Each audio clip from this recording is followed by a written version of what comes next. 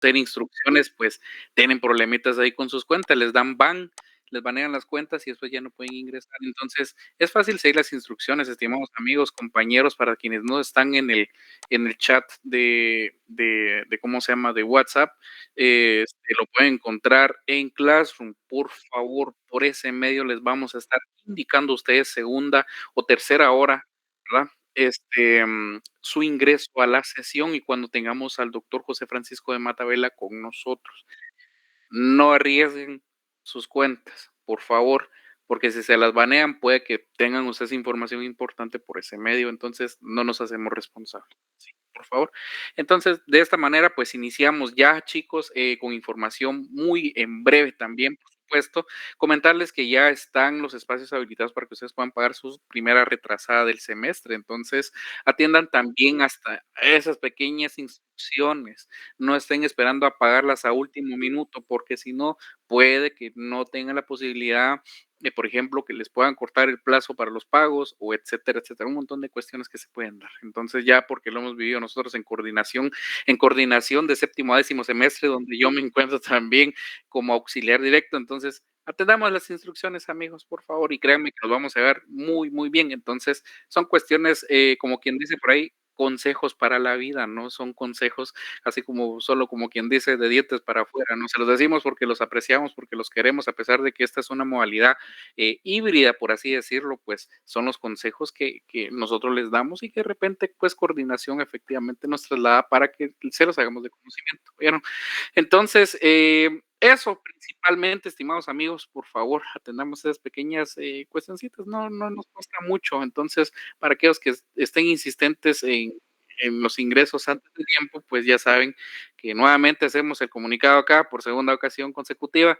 Les pueden banear su cuenta, no queremos eso, no queremos que tengan problemitas ustedes y máxime si utilizan alguna cuenta de la institución o quién sabe, alguna cuenta de trabajo. Entonces, mejor evitemos, ¿oyeron? Entonces, esa es la instrucción. Y también lo de las evaluaciones de retrasada, por supuesto, es información importante, atiendan a esos comentarios que se les dejan ahí, por ejemplo. Y recordarles que con nosotros en Derecho Penal 1, pues la retrasada ya la tenemos el 1 de agosto, ¿vieron? A las 20 horas, por favor, no más, no menos, a las 20 horas, por favor. ¿Sí? El contenido a evaluar es todo el contenido visto durante el semestre, es algo que ustedes ya deben de saber, es cuestión de que solamente se pongan las pilas, ¿oyeron? Y aquellos que tienen esa situación, pues sacarla, porque no les fue mal, ¿verdad? Entonces, tenemos la convicción de que nuestros alumnos siempre van a salir alumnos que ganan sabiendo, por supuesto. Entonces, por ahí alguien preguntó el temita de la asistencia. Nosotros no tomamos asistencia, chicos, eso ya es una cuestión que por ahí nace a la vida de cada uno de ustedes, esa situación de ser autodidacta, ¿verdad, chicos? Entonces, para que lo tengan en cuenta, en consideración. Y por último, el último temita por ahí, antes que tengamos la intervención del doctor José Francisco Matavela, sí, alguien preguntó por ahí el artículo 125, ¿por qué tienen ese doble criterio de manera rápida y espontánea? Se los vamos a decir. Recuérdense que el primer criterio establece que en una cantidad de personas no está siendo específica, es indeterminante, ¿sí? Donde todos cometen esas acciones y no hay cómo identificarlos. En el segundo criterio nos especifica que también, pues, de todas esas personas, si se logra identificar a las personas, si se logra individualizar, yo ya se los hablo ya de esta manera un poco más técnica, la manera que se puede ver desde la institución, por supuesto, desde cómo es que se ve desde la institución del Ministerio Público. Toda vez se logra determinar e individualizar a la persona, pues efectivamente nosotros ya podemos venir y tipificar un delito en riña, por lo menos la pregunta del artículo es la riña, una riña tumultuaria, pues, por ejemplo, puede ser una situación, agresión, riña, o puede ser en riña tumultuaria a efecto de algún un evento deportivo, etcétera. Entonces, así es como se va identificando desde la institución, ¿oyeron, chicos? Entonces, pero eso ya poco a poquito nosotros, como decimos con el licenciado Guillermo Hernández, les damos un piquetío ahí solamente para que ustedes empiecen a ver cómo van a hacer esos repasos que de repente, pues también el doctor nos repasos o laboratorios que nos puedan estar, por supuesto, autorizando. ¿Oyeron? Entonces, así es el derecho penal con nosotros. Esperen cosas muy buenas, definitivamente.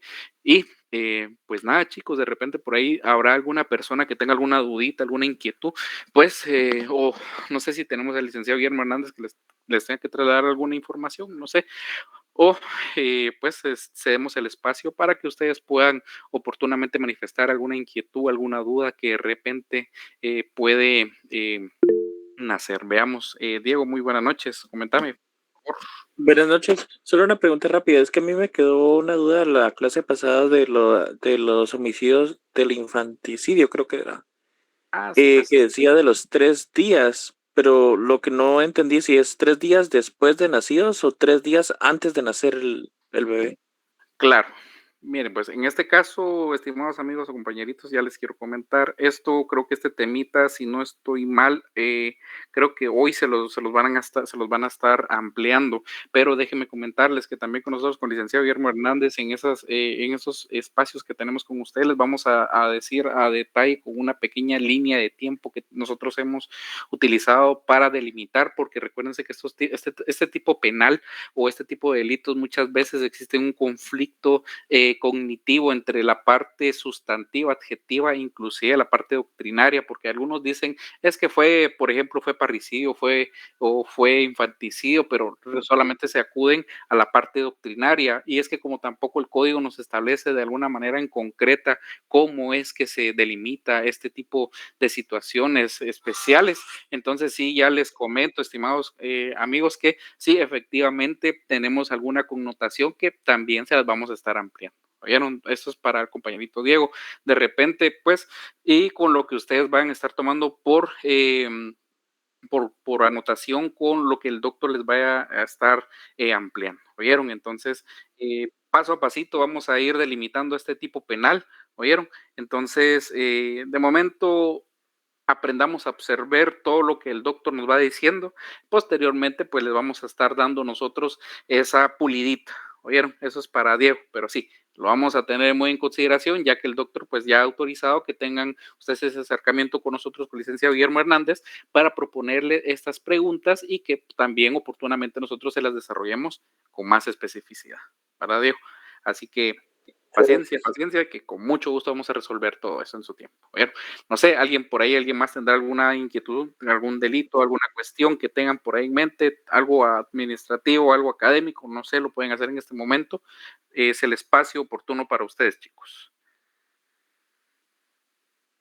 Veamos, por ahí levantaron la manita, por favor. Sí, buenas noches, licenciado, gusto saludarle. Igualmente, amigo, buenas noches. Solamente ayer nos comentaba que lo podemos localizar en un Instagram. Sí, Pero me queda la duda, a nombre de si está suyo o a nombre de quién está. Está en Google Classroom. Sí, ya tenemos aquí al doctor José Francisco de Matabel, amigos. Entonces ya les cedemos el espacio al doctor. Muchas gracias. Muy buenas noches. ¿Se escucha? ¿Se escucha bien? Sí, doctor, gracias. Sí, ¿Me escucha, licenciado? sí, doctor. Muchas gracias. Muy bien. Vamos entonces a dar inicio a la sesión de clase del día de hoy.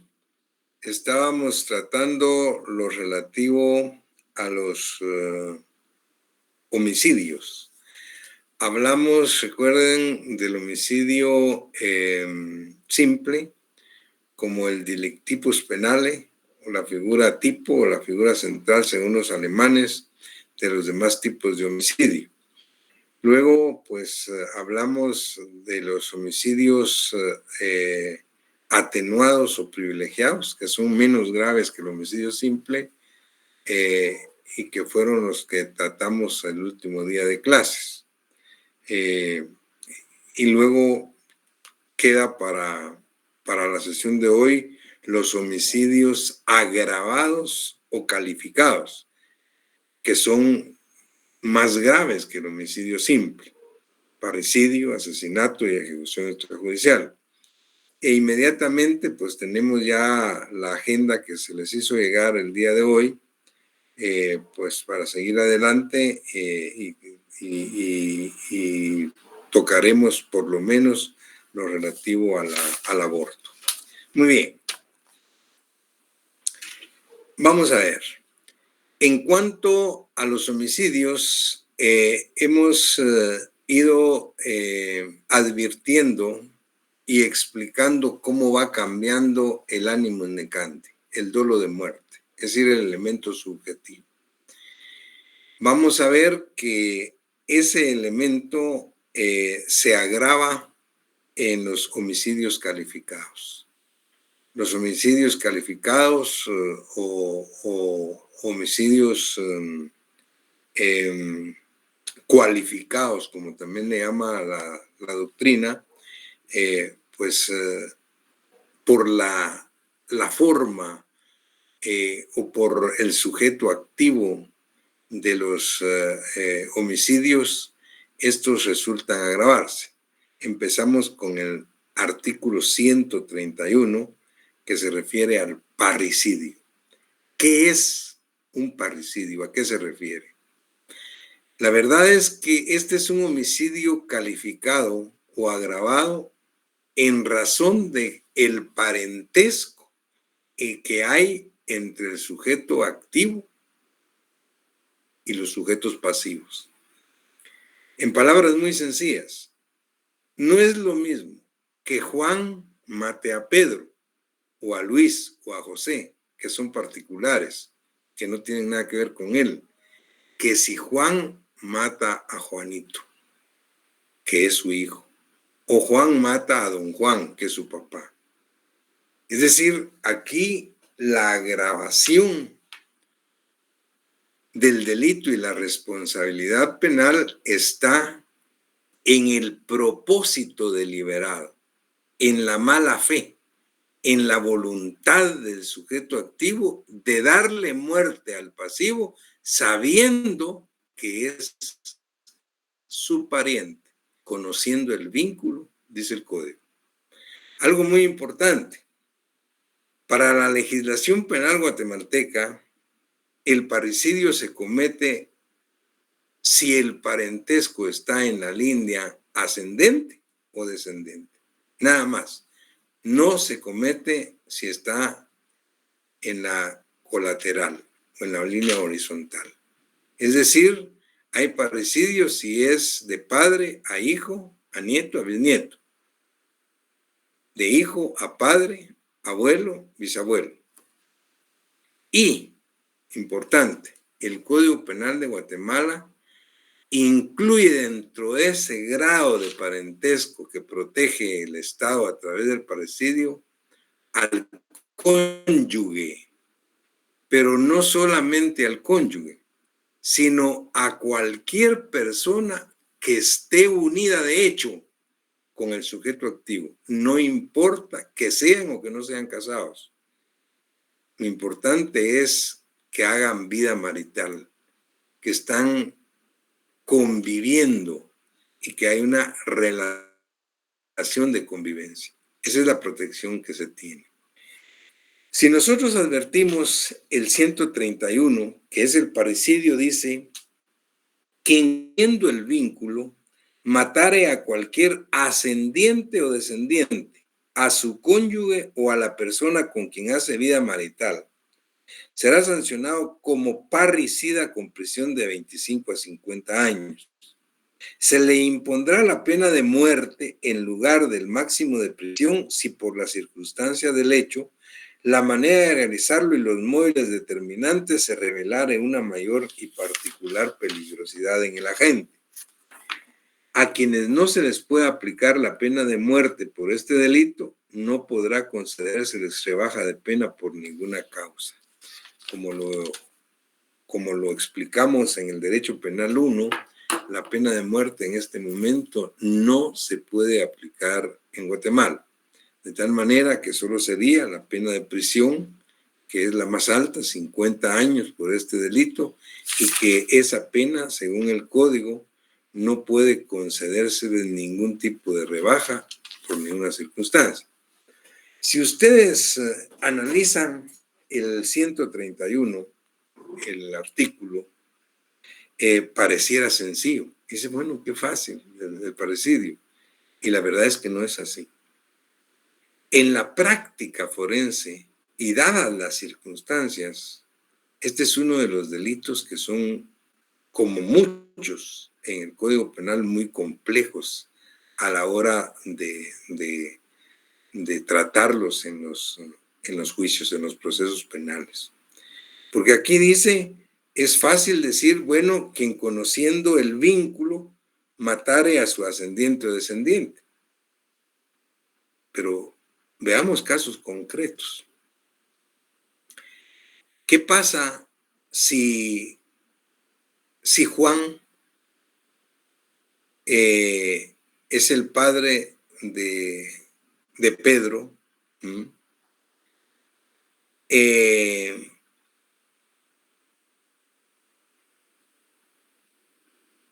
A quien reconoció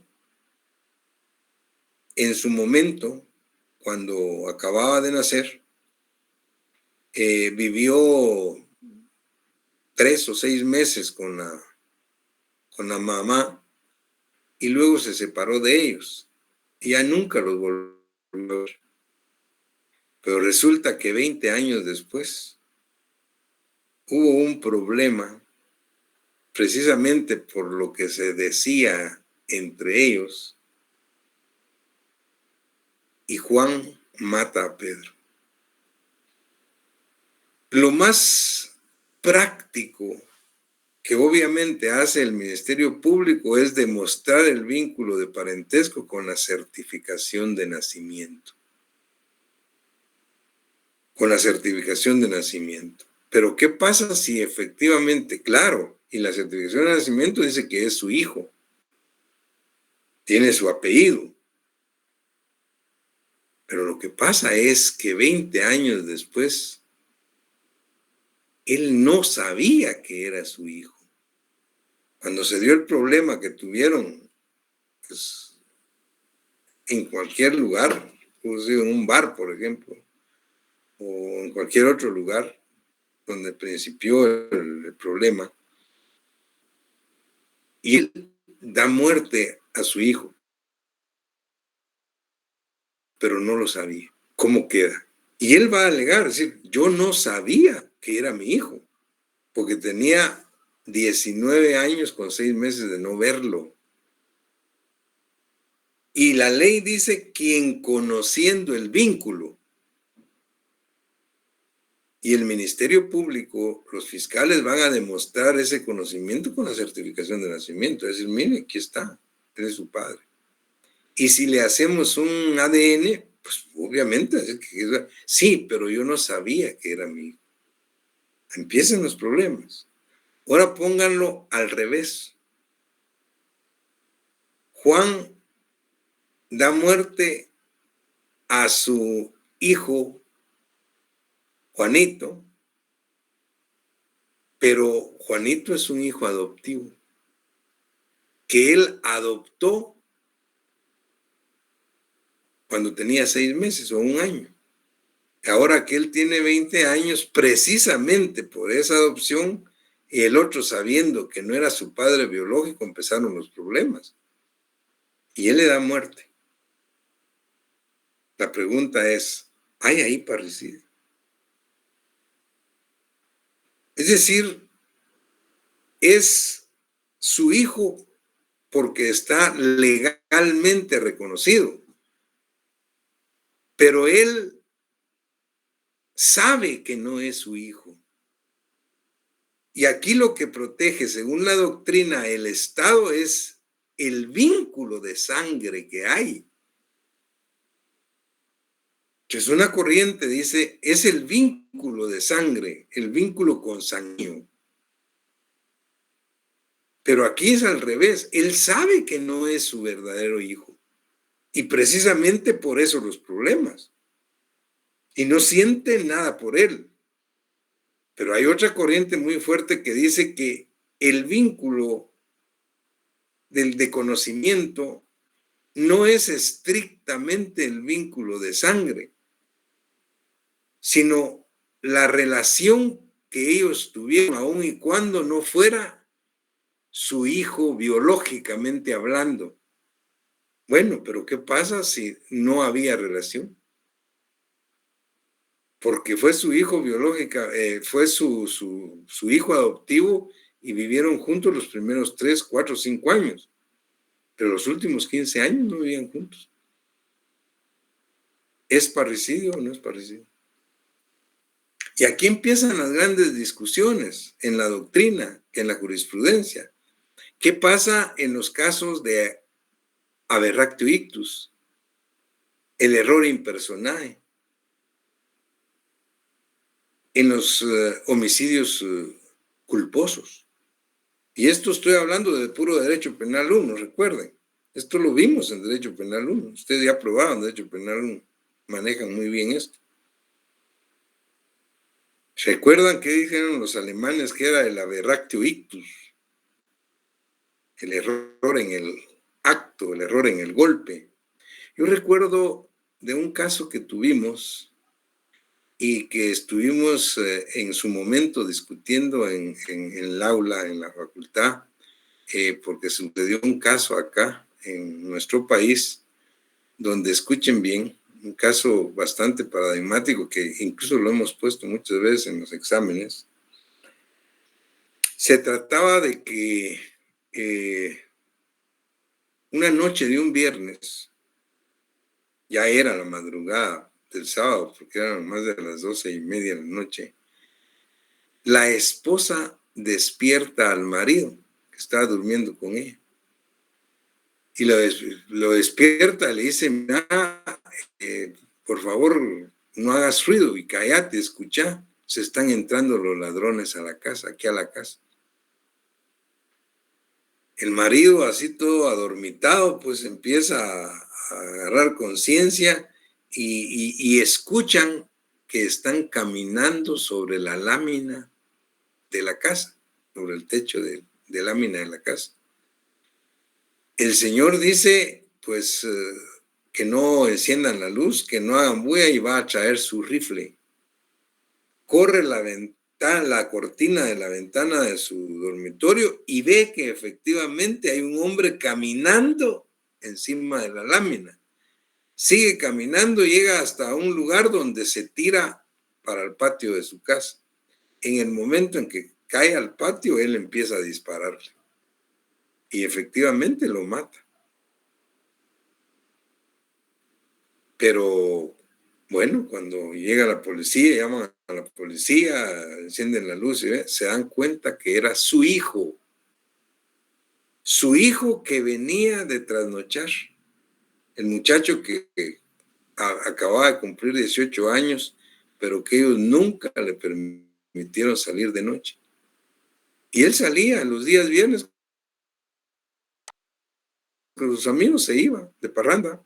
Y después de la medianoche venían los amigos y lo ayudaban a subirse a la pared y ahí se subía al techo y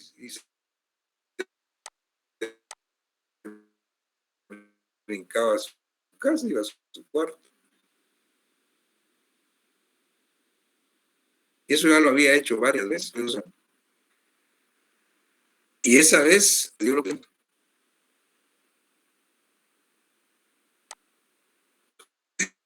no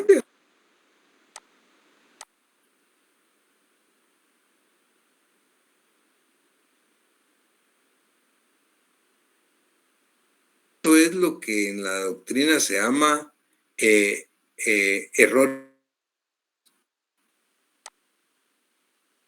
Y el error in personae excluye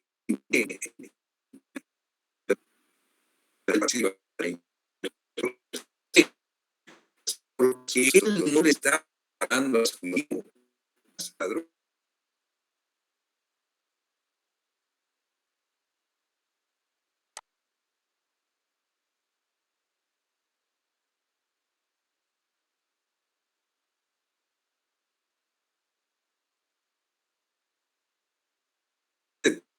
Total de responsabilidad penal. Él estaba disparando a un ladrón que entró a su casa. Entonces no puede hablarse ahí de parricidio. Fíjense qué interesante. Ahora, ese es el error, el error in personae. ¿Qué pasa en el aberractio ictus? Juan quiere matar a Pedro. Lo va a esperar y cuando Pedro va pasando, apunta a Pedro y le dispara, pero no le pega a Pedro, sino le pega a Juanito, que es su hijo y que venía atrás de Pedro.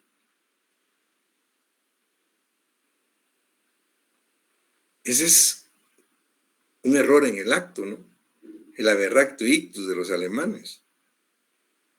Él no le estaba disparando a su hijo, le estaba disparando a otra persona, pero por falta de pulso le pegó a su hijo. Entonces tampoco podríamos hablar de un parricidio. ¿Qué pasa en los delitos culposos?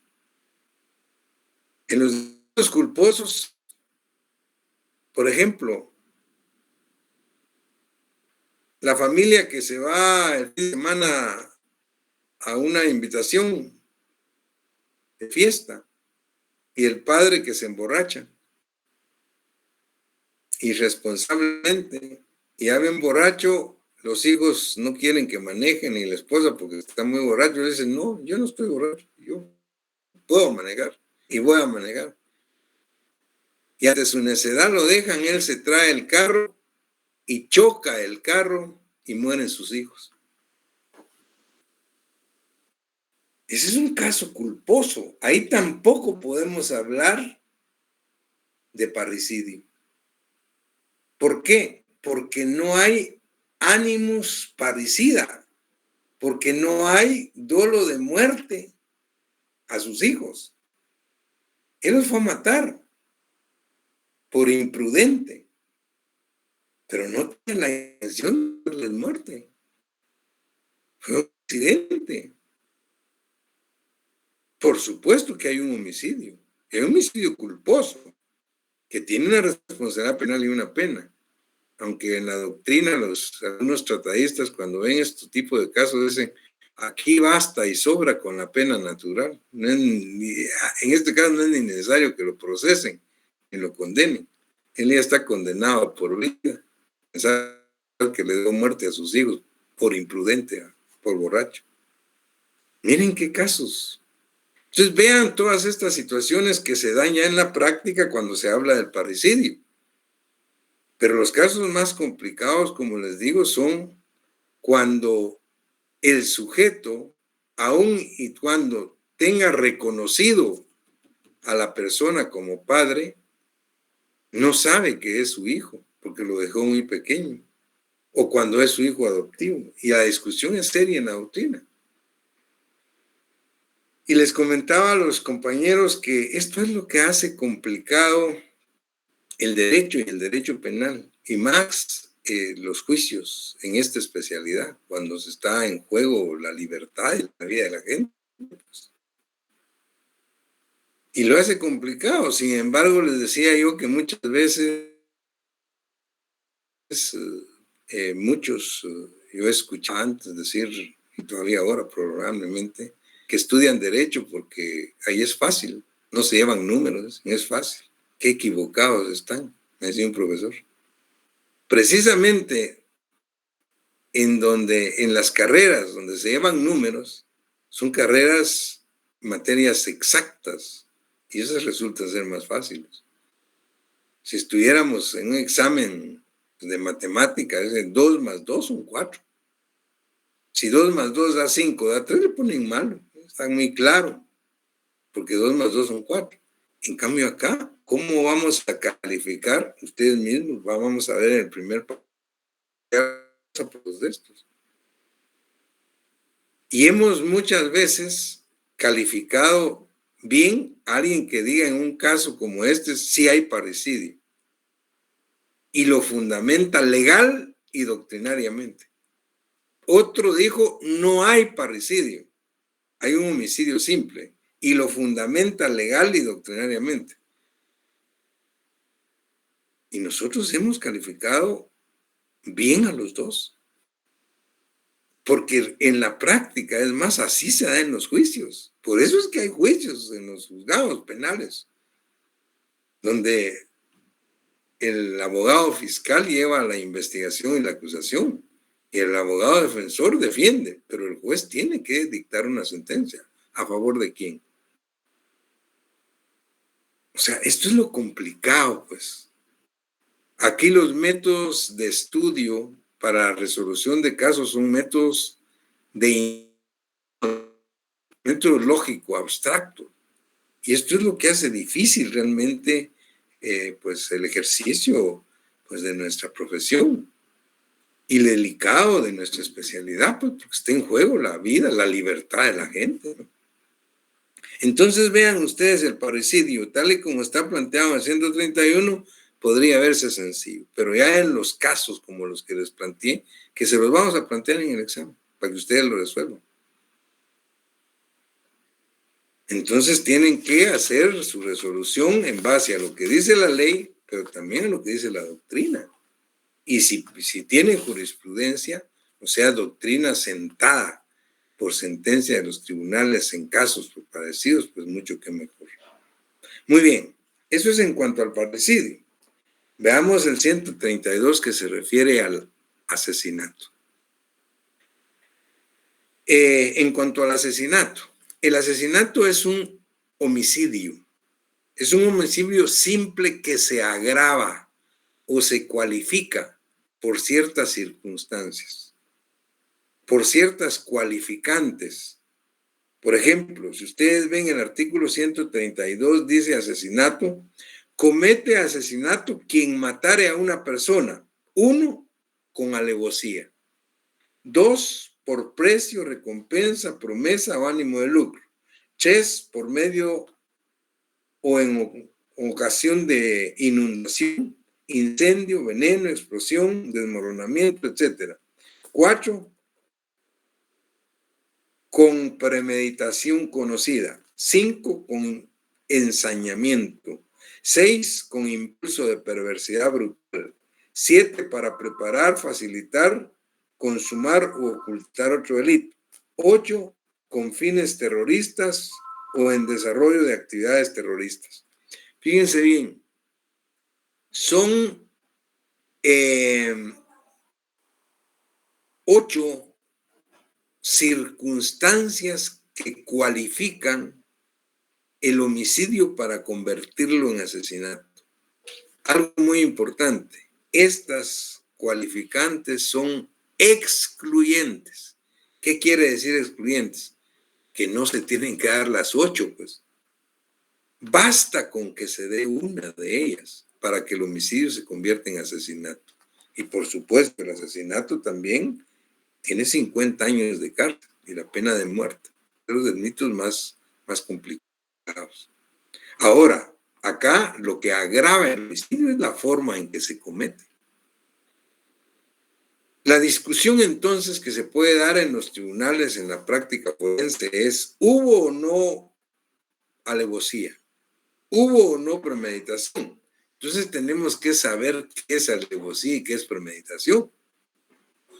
Entonces, para el abogado fiscal va a decir que sí hubo alevosía, que sí hubo premeditación conocida, pero el abogado defensor, para él, no hubo alevosía ni hubo premeditación conocida. ¿Quién tiene la razón? Aquí es muy importante que ustedes recuerden las clases otra vez de Derecho Penal 1, la exégesis de la ley penal. Cuando hablamos de la exégesis de la ley penal, o sea, la interpretación de la ley penal, vimos que hay una interpretación que se denomina auténtica. Interpretación auténtica es la que hace el mismo legislador y que la hace muchas veces en la misma ley, en el mismo Código Penal o en otra ley. Pero la interpretación auténtica tiene una característica. Y la característica de la interpretación auténtica es que hay harta obligación de acatarla de parte del juez, de parte de las fiscales, de parte de los abogados defensores. Se tiene que acatar. Y por ejemplo, cuando hablamos de alevosía o de premeditación, la alevosía y la premeditación auténtica en el Código Penal de Guatemala. Vean ustedes, y ya lo vimos también en el artículo 27, cuando hablamos de las agravantes de la responsabilidad penal. En el artículo 27, Cuando hablábamos, dice, de circunstancias agravantes. En el número 2 dice alevosía y en el 3 dice premeditación. Y explica qué debe entenderse por alevosía. Dice, alevosía es ejecutar el hecho. Con alevosía dice, cuando se comete el delito empleando medios, modos o formas que tiendan directa o especialmente a asegurar su ejecución sin riesgo que proceda de la defensa que pudiera ser el ofendido, o cuando éste, por sus condiciones personales o circunstancias en que se encuentre, no pueda prevenir, evitar el hecho o defenderse. Eso es alevosía. Pero el numeral 3 habla de la premeditación, y no es cualquier premeditación, habla de lo que se entiende por premeditación conocida. Y dice, obrar con premeditación conocida. Hay premeditación conocida cuando se demuestre que los actos externos realizados revelen que la idea del delito surgió en la mente de su autor con anterioridad suficiente a su ejecución para organizarlo, deliberarlo o planearlo, y que, en el tiempo que medió entre el propósito y su realización, preparó esta y la ejecutó fría y reflexivamente. Eso es premeditación conocida. O sea, ahí no tenemos problemas, porque cuando vamos a analizar si un homicidio es asesinato, con alevosía o premeditación conocida, hay una interpretación auténtica. Bueno, pero hay otros supuestos que son complicados. Por ejemplo, en el número 5 dice con ensañamiento. Y en el 6 dice con impulso de perversidad brutal. ¿Qué es eso? ¿Qué debemos entender por ensañamiento? ¿Qué debemos entender por impulso de perversidad brutal? Eso no lo explica el código. Hay que ir a los libros, hay que ir a la jurisprudencia. Y eso hay que discutirlo en los tribunales. Hay alguna, para llevar un orden rápido. En el 1, alevosía, ya lo vimos. En el 2 dice, pues matar por precio, recompensa, promesa o ánimo de lucro. Ahí no hay mucho problema. Eso es lo que se llama en la doctrina el crimen sicario. El crimen sicario es el crimen por precio. Y lo que hace deleznable, desgraciado este tipo de delito es que el asesino acá ni siquiera conoce a su víctima, nunca lo ha visto, mucho menos que le haya hecho alguna ofensa. Sencillamente va a dar muerte por precio, por pisto, por recompensa. Entonces ese es el crimen sicario, es un asesinato. El 3 dice por medio o con ocasión de inundación, incendio, veneno, explosión. También se explica por sí solo. Juan quiere matar a Pedro, pero para matar a Pedro le va a poner una bomba a su carro para que explote el carro, se deshaga con todo el carro, o a su casa, o le incendia la casa. Eso es un asesinato. En el 4, por premeditación conocida, ya lo vimos. En el 5, les decía, y el 6, con ensañamiento. ¿Qué debemos entender por ensañamiento? En la doctrina dice que desde el punto de vista criminológico, ensañamiento es aumentar deliberada e inhumanamente el dolor de una persona para darle muerte. Juan quiere matar a Pedro, pero no le da un tiro, porque le corta una mano, después un pie, después lo tortura y así le va dando muerte. Eso es ensañarse, aumentar deliberada e inhumanamente. Ahora vean en lo que dice el 6, dice, con impulso de perversidad brutal. ¿Qué debemos entender por impulso de perversidad brutal? El impulso de perversidad brutal es el mismo ensañamiento. Es aumentar deliberada y inhumanamente el dolor de una persona, solo que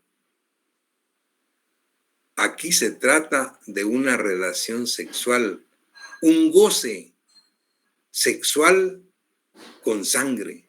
Imagínense qué horrible.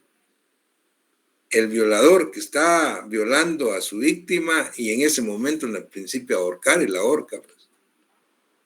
Eso es impulso de perversidad brutal. Si ustedes se dan cuenta, obviamente que el sujeto activo en todos estos tipos o casos que estamos hablando, se trata de personas que emocionalmente no son normales. Por supuesto, con problemas muy serios para actuar de esa manera.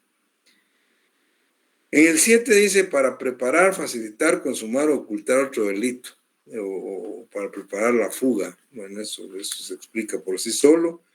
En el 8 con fines terroristas o desarrollo de actividades terroristas. Si se dan cuenta, pues estas son las causas que convierten un homicidio simple en un asesinato. Eso es lo que agrava. E insisto, y que les quede claro, pues no quiere decir que se tienen que dar las 8 causas. No, basta con que se dé una de las que hay ahí. Esas son muy amplias y también polémicas y discutibles. Bien, estos eran los 2 tipos penales agravados que tenía el Código Penal desde su nacimiento, desde el año 73.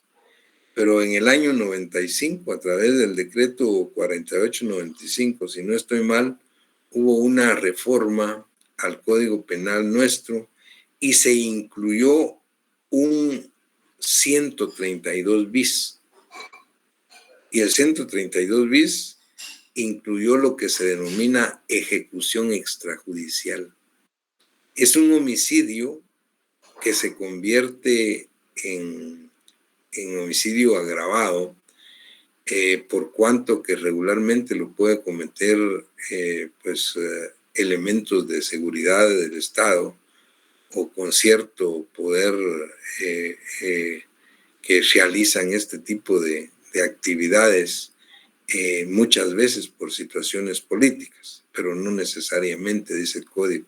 Puede ser por otro tipo de circunstancias o situaciones, pero haciéndose valer del poder que tienen o de la posición que ocupan. Y también pues lo pueden cometer los integrantes de organizaciones criminales totalmente ilegales, como terroristas, organizaciones insurgentes o subversivos. Y el código, pues lo leemos para que les quede claro. Dice ejecución extrajudicial 132 bis. Comete el delito de ejecución extrajudicial quien por orden, con autorización, apoyo o aquiescencia de autoridades del Estado privare en cualquier forma de la vida a una o más personas por motivos políticos. En igual forma comete dicho delito el funcionario o empleado público perteneciente o no a los cuerpos de seguridad del Estado que ordene, autorice, apoye o dé su aquiescencia para la comisión de tales acciones. Constituye delito de ejecución extrajudicial la privación de la vida de una o más personas, aun cuando no medie el móvil político, cuando se cometa por elementos de cuerpo de seguridad del Estado, estando en ejercicio de su cargo, cuando actúen arbitrariamente o actúen con abuso o exceso de fuerza.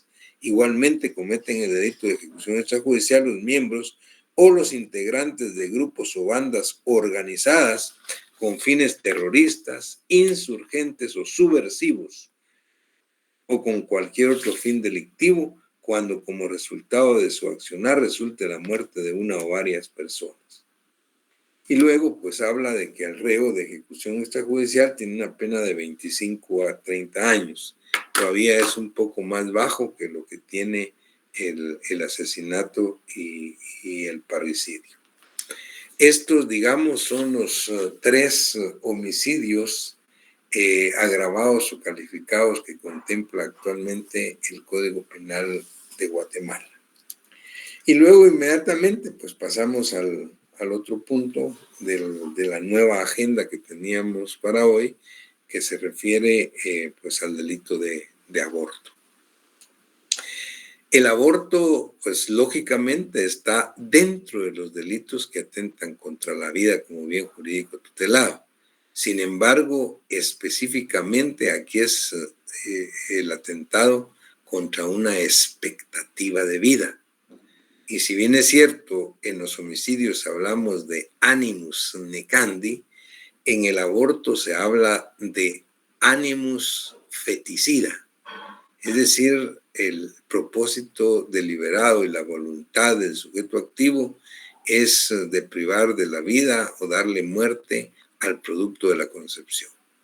Tal y como se los comenté desde el primer día de clases, al más alto nivel constitucional, el Estado de Guatemala protege la vida absolutamente desde su concepción hasta la muerte.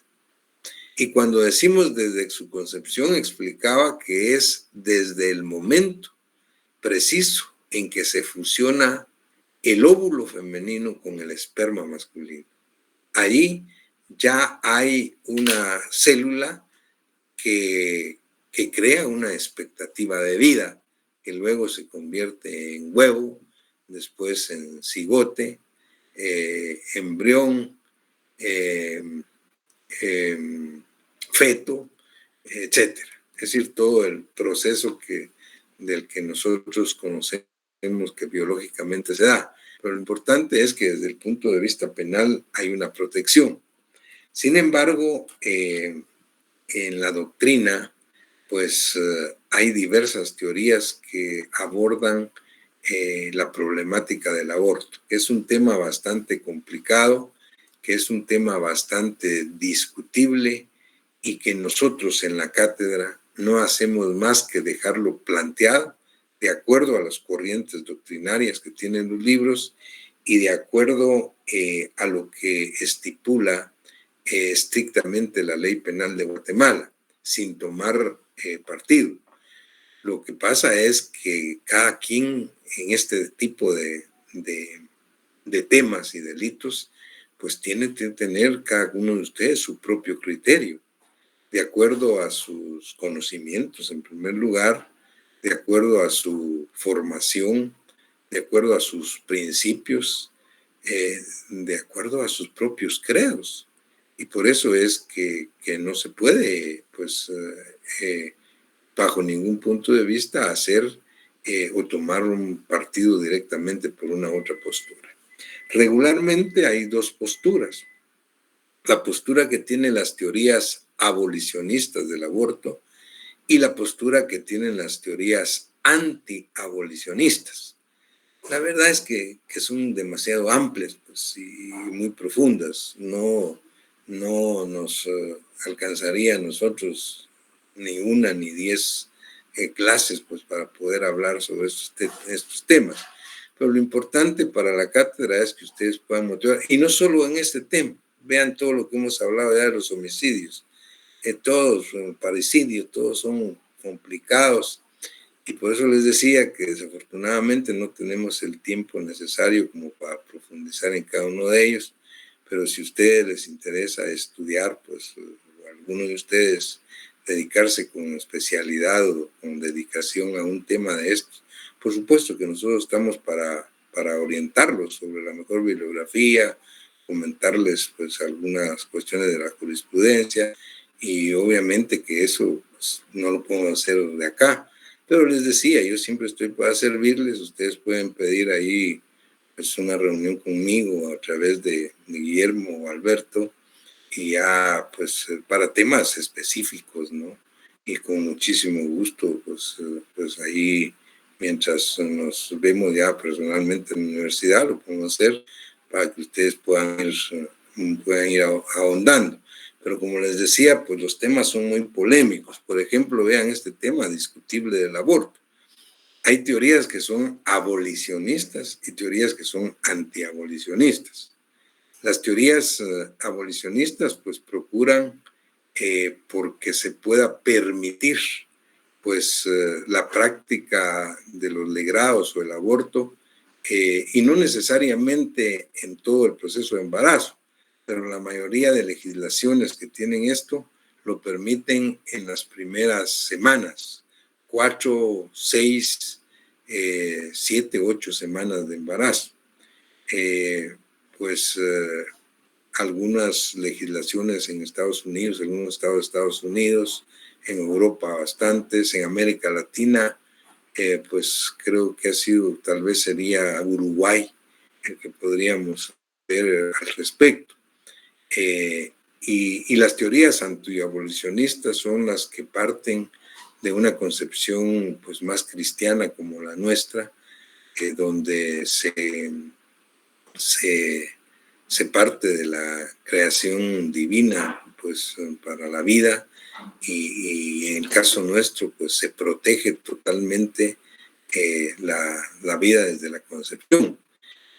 Ahora, las grandes discusiones que hay en la doctrina y que se dan en los congresos internacionales, pues donde se discute esto, es lo contradictorio que resulta. Por ejemplo, vean ustedes, se dice que cómo es posible que en los países donde, en las legislaciones donde está prohibido totalmente el aborto, como en la nuestra.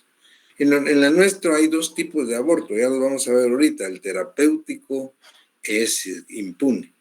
El aborto terapéutico y el aborto culposo, la tentativa y aborto culposo propio de la mujer, eso no se castiga, pero después todo se castiga. Pero resulta, dicen ellos, es las críticas que le hacen al sistema a estos sistemas, que desgraciadamente, en los países que tienen legislaciones como la nuestra, es donde más abortos se llevan a cabo diariamente. Es más, se hablan de cientos de abortos todos los días. Y si ustedes ven en los tribunales, no hay procesos penales por abortos. Estos abortos son clandestinos y se vuelven como un negocio, pues, como un negocio para cierto tipo de gentes que lo practican. Y un buen negocio, ¿no? Lo peor de todo esto es, dicen que muchas personas que se dedican a este tipo de prácticas abortivas sin tener conocimientos científicos sobre ello, lo hacen rudimentariamente de tal naturaleza que las pobres mujeres llegan a los hospitales, generalmente a los públicos más grandes como el General y el Roosevelt, con grandes problemas de infección. Y muchas han muerto de eso. Entonces, eso es lo desdeñable y lo que se critica. Y dicen cómo es posible. Y en países donde está permitido, donde como Uruguay, por ejemplo, o en algunos estados en Norteamérica, Estados Unidos, o en Europa, no hay ningún aborto al día, ninguno. Y hay uno o dos que se practica, obviamente, desde el punto de vista médico, con todas las garantías. Bueno, eso es lo que se discute, pues, lo discutible. Pero tal vez más que esto, lo que también pues, se dice, pues, es que esto de las prácticas abortivas y todo este tipo de prácticas delictivas son consecuencia, no son causa. ¿Consecuencia de qué? De una total falta de educación sexual en nuestros medios de cultura. No hay educación sexual, pues. No hay educación sexual desde que somos niños, en las escuelas, en los colegios, no se habla de esto. Y es más, cuando un maestro trata de educar sexualmente, pues obviamente van a quejarse y lo denuncian, pues. Sale peor. Y es más, ni en la universidad, ni en la casa donde debería ser. En la casa se habla de todo, de fútbol, de política, de todo, pero de sexo no. Y eso es lo discutible. Eso es lo que dicen, bueno, ¿cómo es posible? Y probablemente donde todos lo practican, nadie dice nada. Entonces toda la gente anda experimentando lo que puede. Y aquí está la situación que se da, ya para entrar en materia en los problemas de tipificación en Guatemala entre el infanticidio y el aborto procurado. Claro, ¿por qué cuál es el infanticidio? Ya lo explicamos. La madre que da muerte a su hijo. Y eso no es normal, por supuesto. No es normal que una madre mate a su hijo. Eso es anormal. No es lo lógico. Ahora, da muerte a su hijo porque está sufriendo una alteración psíquica no buscada por ella de propósito, sino producto del embarazo o el alumbramiento. Así dice el Código Penal de Guatemala en el femicidio que ya vimos. Y producto de eso, durante el nacimiento da muerte a su hijo. Ahora, es lo mismo que se da en el aborto procurado. Dice, si el aborto lo hiciere la mujer impulsada por motivos que ligados íntimamente a su estado, le produzcan indudable alteración psíquica. Entonces, ahí está. Pero ¿cuál es el problema que hay de fondo? Son los embarazos no deseados por una total y absoluta falta de educación sexual.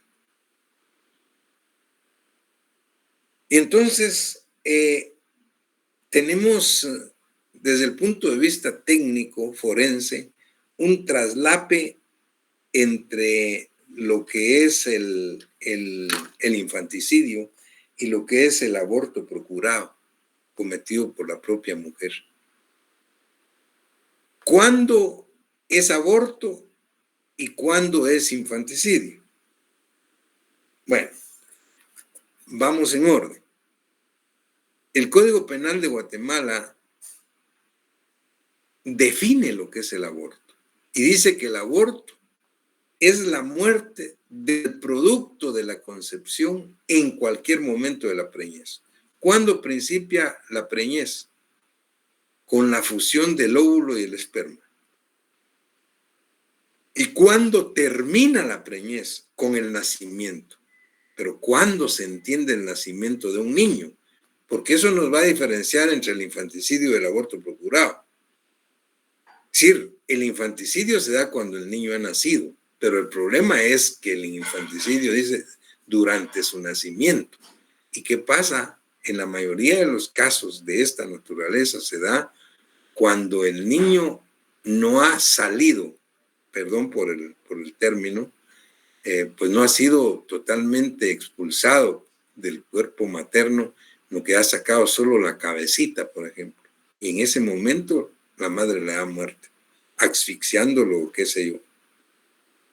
Ahí es donde está el traslape legal. Bueno, si le da muerte en ese momento, es un infanticidio. Porque es la madre que, impulsada por motivos íntimamente a su estado de embarazo, da muerte a su hijo durante el nacimiento, o es un aborto procurado, porque no ha nacido. El nacimiento se entiende legalmente desde que el niño ha salido del cuerpo materno, aun y cuando se encuentre ligado a él por el cordón umbilical todavía. Entonces veamos, en el aborto procurado del 134 dice, la mujer que causare su aborto o consintiere que otra persona lo cause, será sancionada con prisión de 1 a 3 años. Pero oigan esto, la segunda parte.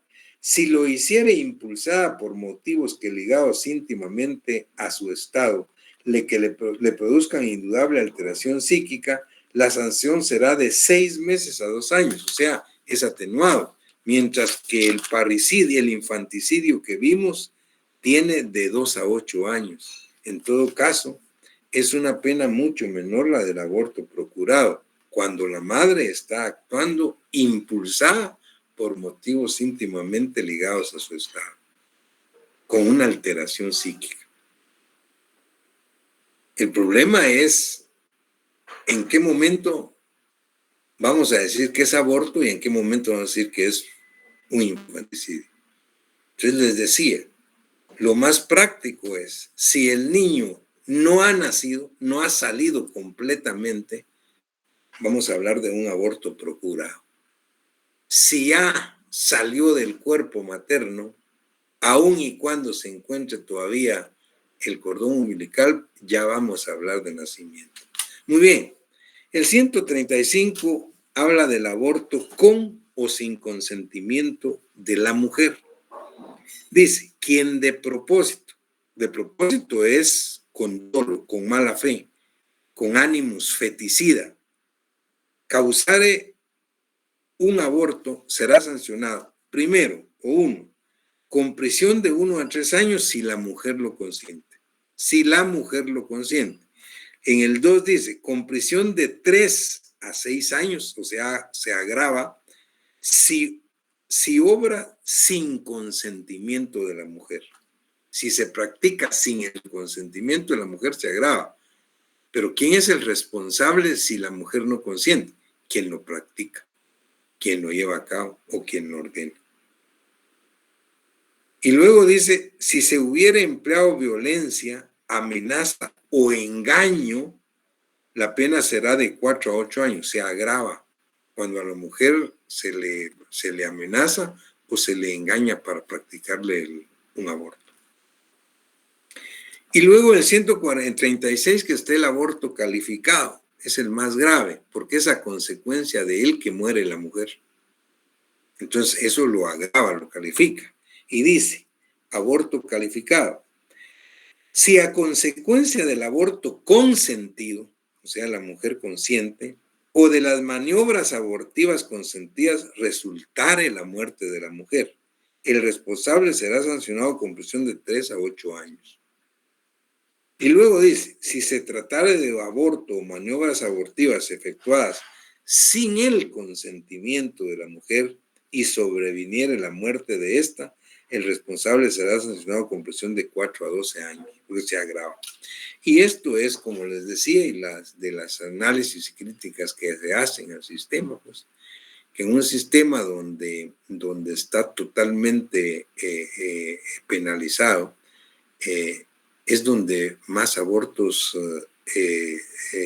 clandestinos se realizan todos los días. Y eso produce la muerte de muchas mujeres, porque obviamente no se hacen ni con la técnica ni con la diligencia del caso, ¿verdad? Y entonces eso lleva mucho a los abortos que son calificados. Desafortunadamente, como les digo, pues pasan inadvertidos. Pues regularmente pues no hay procedimientos regulares respecto de esto.